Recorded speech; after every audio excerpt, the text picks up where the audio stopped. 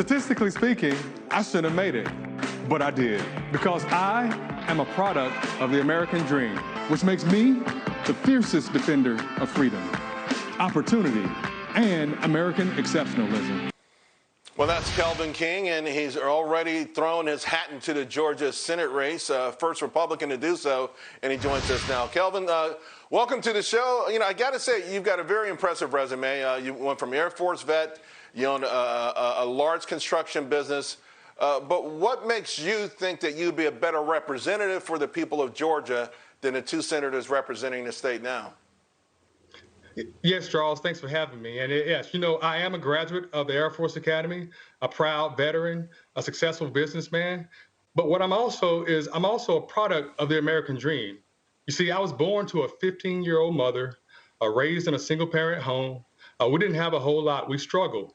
But, you know, I shouldn't have made it, statistically speaking, but I did. And I did because of the opportunities afforded by the American dream and by what America offers. You see, I'm passionate about protecting this, and I want to protect this for future generations. And I want to end this whole council culture. In fact, we need leaders that will uncouncil America, and I'm the one to do that.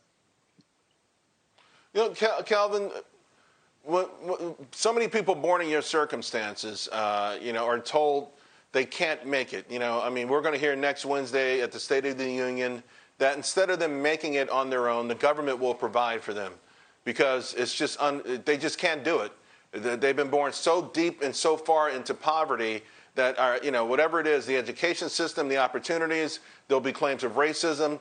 All of these things will be thrown at the American public next Wednesday and justify or attempt to justify big government. We'll pay women $350 a month for each child.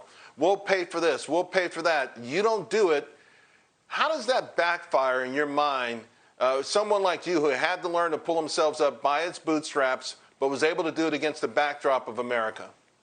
Yeah, I mean, just by you saying that, it's just kind of made the hairs on my skin stand up, because government can't do it. Government is not the answer. Government can't take care of us. We need freedom. We need opportunity. That allows us to take care of ourselves. I mean, we want to stand up on our own 2 feet. Government oftentimes gets in the way. Government is a massive organization that you know, they can't pick winners and losers because someone's going to be left out. How about move government out the way and let people make it for themselves? Let me ask you about this LeBron James tweet. He tweeted, then he deleted it. It was a photograph of an Ohio police officer who was involved in the shooting of a teenage girl who died from her injuries. You know, this is a nation that desperately needs healing. I think that's maybe something everyone agrees on.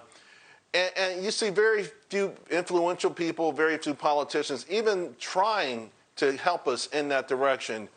You know, you're in Georgia, which is a hotbed right now. It's a very controversial state. What would your plan be to unify everyone and then sort of get us back on track? We can have our differences, but how do we unify? Yeah, I agree, Charles. We, as a country, we are in need of healing right now. And frankly, oftentimes these Democrats, they benefit from dividing us. And, you know, the truth is, you know, I believe that my message is a message of unity. Everyone should be able to get behind a campaign that protects and presents preserving the American dream, promoting economic opportunity, you know, creating a strong defense, protecting our constitutional rights. That's what we all want. And regardless of the color of your skin or the situation that you're in, you know, you too can make it, just like I did. Those are the principles that I think that can bring us together and people can get behind. Well, I've got to salute you and thank you for your service and congratulate you for being a very successful entrepreneur. Obviously, we'll be watching your race very closely, Kelvin. Thank you very much.